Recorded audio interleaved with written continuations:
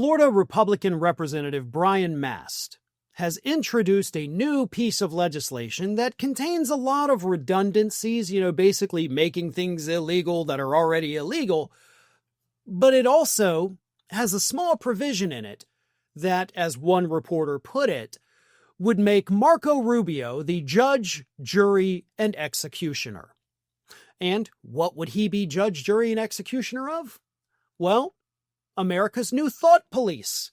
Because this legislation from this idiot down here in Florida in the U.S. House of Representatives would allow Marco Rubio to be the sole decider on whether or not to strip somebody of their passport for basically the vibes they give off.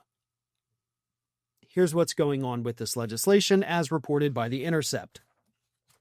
Mast's new bill claims to target a narrow set of people.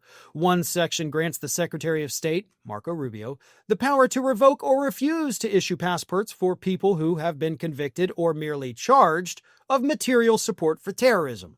By the way, that's already something that they can do. The other section sidesteps the legal process entirely. Rather, the Secretary of State would be able to deny passports to people whom they determine, quote, has knowingly aided, assisted, abetted, or otherwise provided mere material support to an organization that the Secretary has designated as a foreign terrorist organization. Now, Rubio personally has already stripped the passports of people that have participated in pro-Palestinian protests, anti-genocide protests. And Rubio's already done that.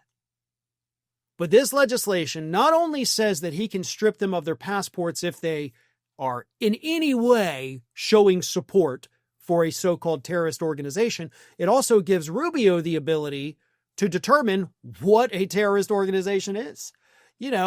What if he says podcasters on the left are a terrorist organization?